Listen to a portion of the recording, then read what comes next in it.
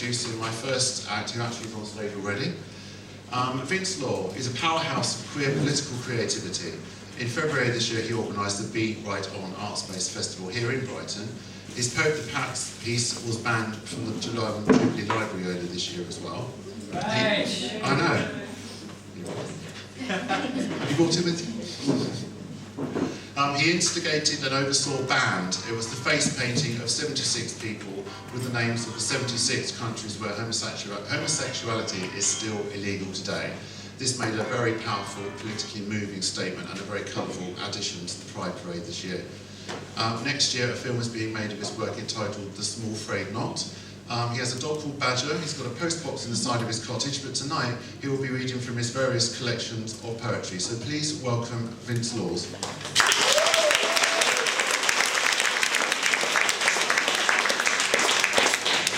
Thank you. A lovely welcome. I forgot I'd done all those things. Right.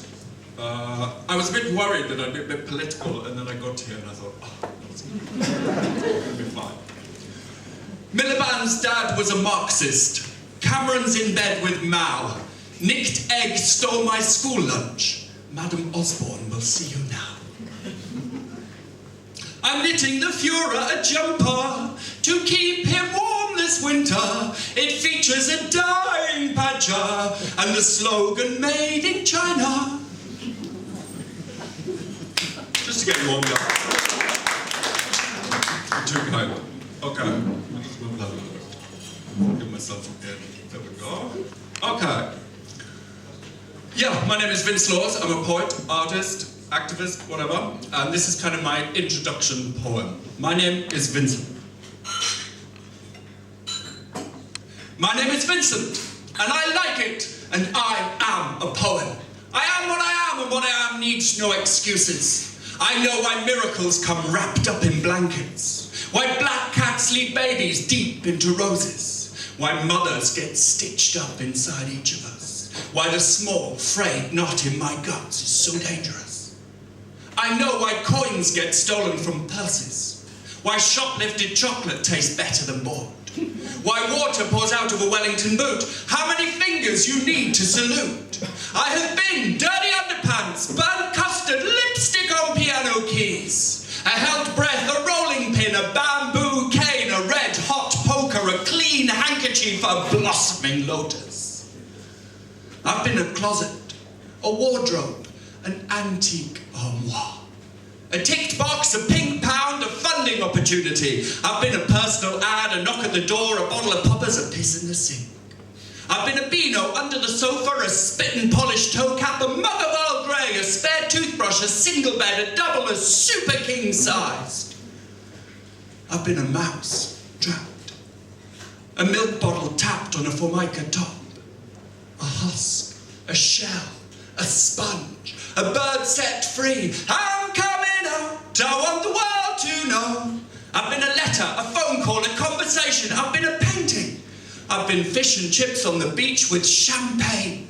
An unexpected bouquet, a bright red scooter, a storm that swept in from the sea, a black dog under a duvet, a caged canary, a tweet.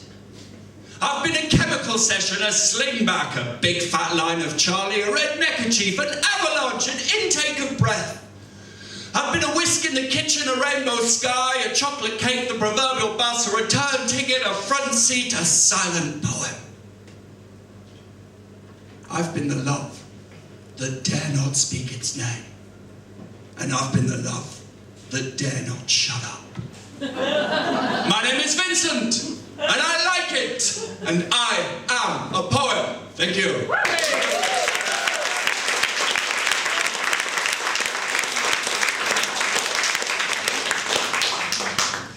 You're going to have a raffle next week. I'm not going to talk about the tickets, because we're going to yet. But I'm going to donate you this lovely etching. I made an etching, actually. So there's only about 6 or 7 of these.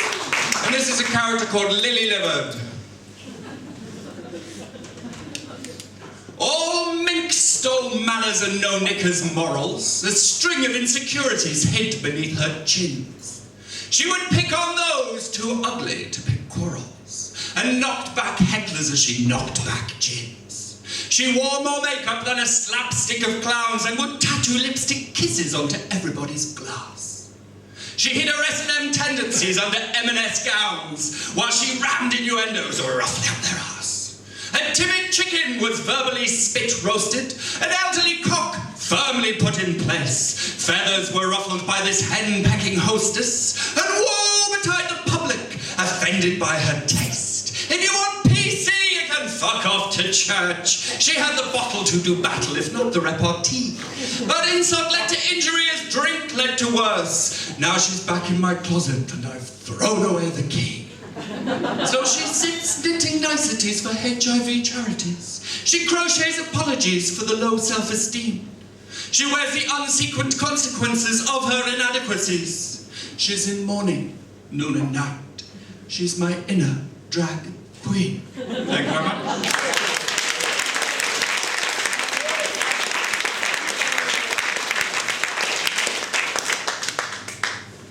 Ella's kindly mentioned in the introduction a piece that I've made called This Pope is Pants. And in 2010, I don't know if you remember, but the last Pope came over for a visit and I wanted to protest about it. So I sent out an email and a Facebook message to everyone I knew saying, if you've got a pair of pants in your drawer that you never wear, clean pants, please send them to me and I'm going to stitch them all together and make some bunting. And it's on the front of the stage here if you want to have a little look at it. And on each crotch there's a letter stapled. And if you read along it, it says, this Pope is pants. Pants, standing for P, a protector of paedophile priests. He has all the information, they have all the information, they've been given it for years, so they need to just start letting that out. P, A, against abortion always. N, no condoms never.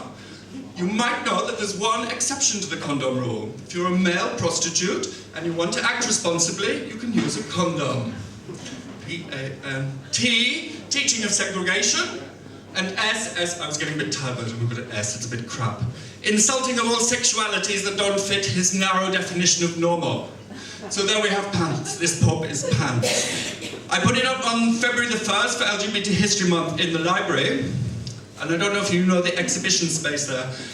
But it's so small, all I could put up was this Pope is. And the rest had to go over the wall. And even that was too much. An hour later it was taken down. It's too offensive. So, but a week later the Pope resigned. Result, I'm not saying it was all me. Now we've got a new Pope, and let's face it, he seems much more pleasant in at least the way that he's addressing us and speaking to us, and that can only be a good thing. All I can say is that we need to see some of the doctrine change. That's what we need to see. Yeah. It's very well to have this Pope as pants with added softener. Great, that's nice. But let's see some of that change, and then we'll get it somewhere. So that's this Pope as pants.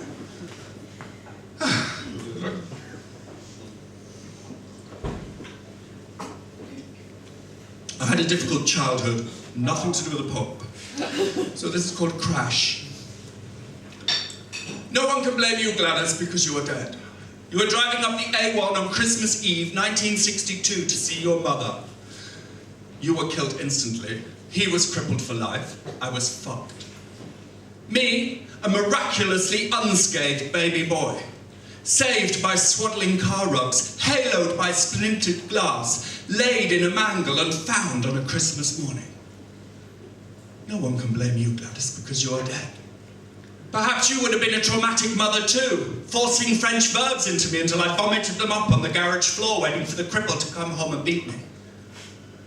Or telling me the reason we never go anywhere or do anything with our dull, hungry, unheated lives is because I am so naughty.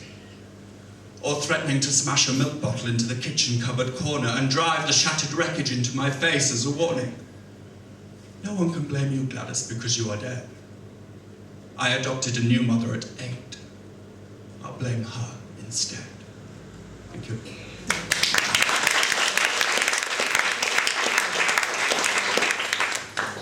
I have a dog called Badger. And when Badger was 3 months old, that was the first time he ever saw rabbits. Before then, he knew about rabbits, because he knew about rabbits. But, so this is the first time he ever saw them. My Father's Day gift. I took the dog for a walk, feeling a touch sorry for myself. Father's Day sun was touching the downs, and no one had said a word that much mattered. But then Badger saw rabbits today, for the very first time. He knows the burrows they bore, the warmed hollows where they sit. He's chased their scent and he's tasted their shit. But Badger saw rabbits today, for the very first time, and they didn't scare him a bit. He flew for one dead ahead along the mown alley, and like skittles from bowls they scattered. A beaded curtain of bunnies parted from left and to right until he finally fell from flight and grabbed at empty ankles where nettles, thistles and brambles now hid their hairy inhabitants. Breathless he lay, gasping in the last of the light of the day. And as nature took her curtain call across the valley where White Hawk Estate lies like a lake of earthy hues, I looked, certain of no more than views, to be treated to a comic encore as Foxy Loxy sticks his head up, not 20 yards or more. And I look at this fox and I think to myself, my God, mate, you are a handsome fox. You are a fuck-off fox. And this fox turns to me with a look that says it all. I am. Later, as we recall to the near enough same spot, 3 middle-aged shoppers are wandering home and delight in Badger's play. It's all I can do to stop myself saying, for the very first time, Badger saw rabbits today. Across the road to the home run, and I'm already elated when a sunset's created, and I'm elevated evermore. A sunset that doesn't even begin to dim against a compost heap and an upturned chair. A sunset that can safely sink behind the chain-link fence that keeps its public at bay. A sunset that won't be outdone yet. Then, grudgingly gives way. Because for the first time, the very first time, Badger saw rabbits. My God, mate, what a fuck-off Father's Day. Thank you.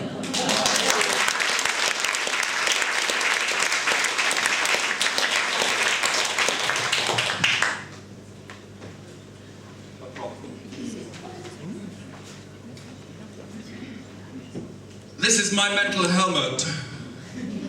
It was commissioned by Nottingham City Arts. They were looking for people who had dealt with mental health problems and who had made a visual representation of them. In fact, I hadn't made it at that point, but I suggested to them that sometimes it can be like wearing a crush helmet. And so this is that poem. My mental helmet is safer, darker, heavier, harder to communicate. Here I am alone, protected, isolated, insulated from the throne, crying in car parks, round and round, ripples like a goldfish ball, but you can't sleep when you think about it. My mental helmet is safer, darker, heavier, harder to communicate. Here I am alone, protected, isolated, insulated from the throne, crying in car parks, round and round, ripples like a goldfish ball. But you can't sleep when you think about it. My mental helmet is safer, darker, heavier, harder to communicate. Here I am alone, protected, isolated, insulated from the throne, crying in car parks, round and round, ripples in a goldfish ball. But you can't sleep when you think about it. Thank you.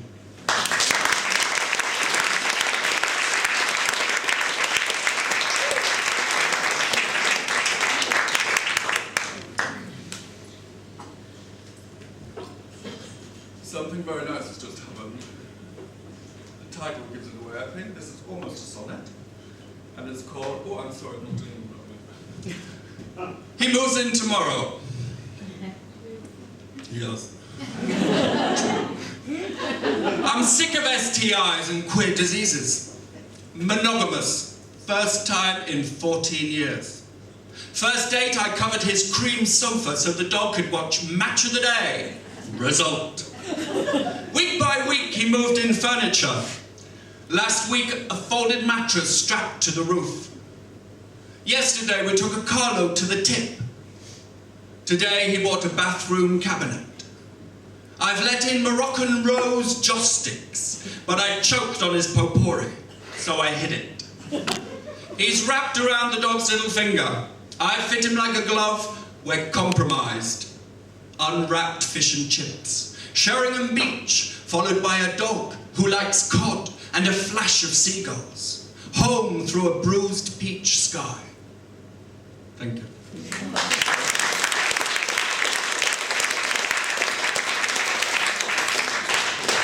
So, I don't know how to break this good news to you, but Maggie Thatcher's dead. I know, it's bad taste, I know, sorry. But, you know, when she did die, and then we had all Once that... a bag, always a bag. Get her again! I was going to say the good news is she's still dead. But I won't. But when she died, and there was all that stuff where it was just 24/7, whichever way you thought about it, I decided I had to do something to turn my anger into humor. So ladies and gentlemen, for the first time on the stage anywhere, I give you Maggie Thatcher Draft Excluder. And she keeps out drafts in my house. She's very useful. I know her hair's a bit of a mess, but the spaniel came over and he does her hair for her. That's what it's like in hell, you know?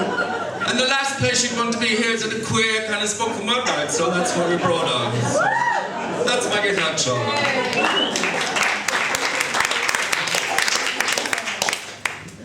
So I know that she would be very thrilled if I was to link that to capitalism in some way. And I do have poetry books to sell at £5 each, so come and see me. And I have written to David Cameron. If he can find me a suitable sweatshop, obviously we'll get them mass-produced. She'd love that. I know she will. So I'm going to finish with a last poem. And this is a poem that I wrote for World AIDS Day. And I haven't got this framed yet, but this is a little piece to go in the 100 Artists for World AIDS Day event, which is on at the Dome from the 1st to the 8th, I think, of December. Check it. Well, I think it is. And obviously it's a really nice event down at the Dome. You can go and see at least 100 artists and their work and whatever. So this is a poem called Human, which I wrote for World AIDS Day. A little bit.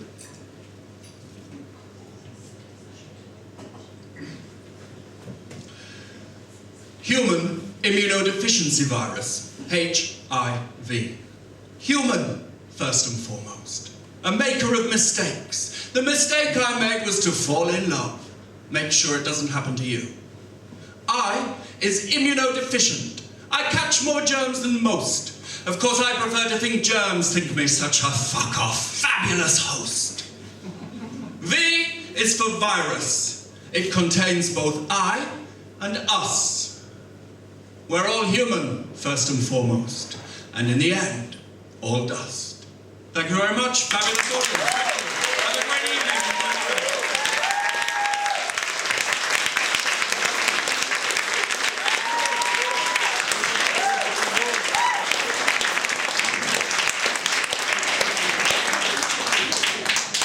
Fantastic. Thank you, Vince.